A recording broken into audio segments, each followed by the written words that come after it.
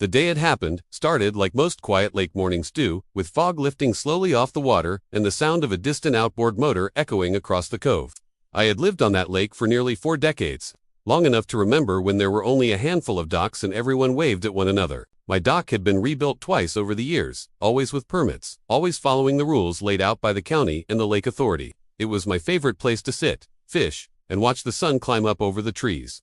That morning, though, something caught my eye before I even stepped onto the planks. Bright yellow signs were bolted to the posts at the end of my dock.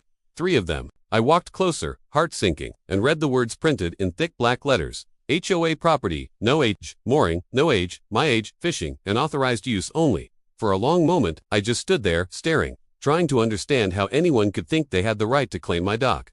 This dock was attached to my land, approved by the lake authority, and paid for with my own money. There was no HOA when I built it. There wasn't even a paved road back then. Later that morning, as I was unbolting one of the signs, a sharp voice called out from shore. A woman stood there with her arms crossed, sunglasses reflecting the water. She introduced herself as the president of the nearby HOA, the one that had gone up a few years back on the other side of the cove. She told me the homeowners were concerned about dock usage and had decided my dock fell within their managed water zone.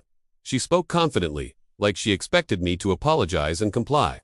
I told her she was mistaken and that she had no authority over my dock or the water around it. She smiled tightly and said the signs were staying up until the matter was resolved. When I pointed out that she'd trespassed to put them there, she shrugged and said the lake belonged to everyone. Then she turned and walked away, heels crunching on gravel, leaving me standing there with a wrench in my hand and a knot in my chest. Word traveled fast around the lake.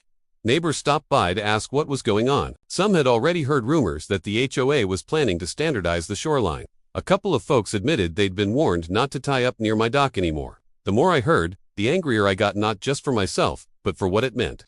If she could do this to me, she could do it to anyone. I gathered my paperwork that afternoon. Permits, diagrams, old letters from the lake authority, even photos of the dock being built years ago. Everything was in order. Still, the signs stayed up overnight, flapping slightly in the breeze like a challenge. I barely slept, replaying the conversation in my head and wondering how bold someone had to be to claim something that clearly wasn't theirs. The next day, the situation escalated. I found an additional sign nailed to the side of the dock stating that violations would be reported to the HOA board.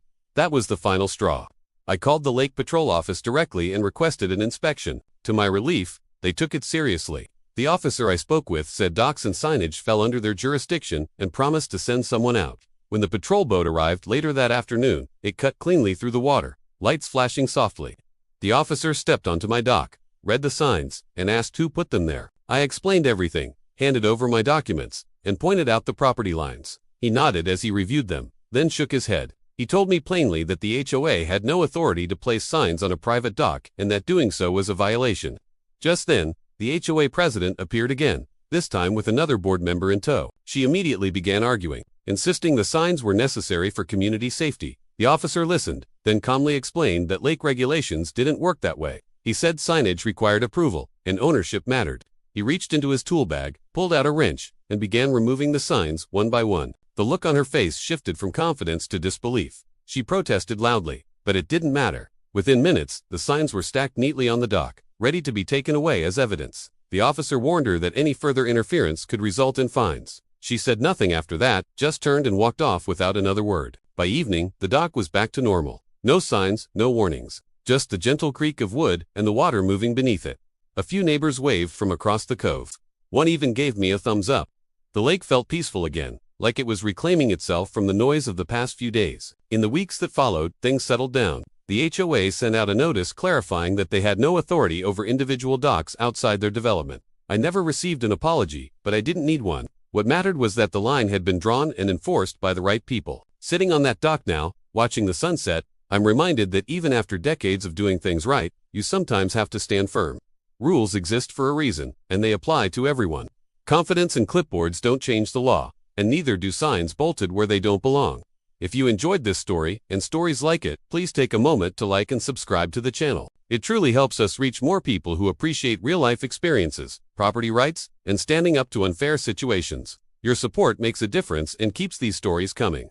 Also, we'd love to hear from you. Where are you watching from today? Whether you're near a lake, in a small town, or somewhere far away, drop a comment and say hello.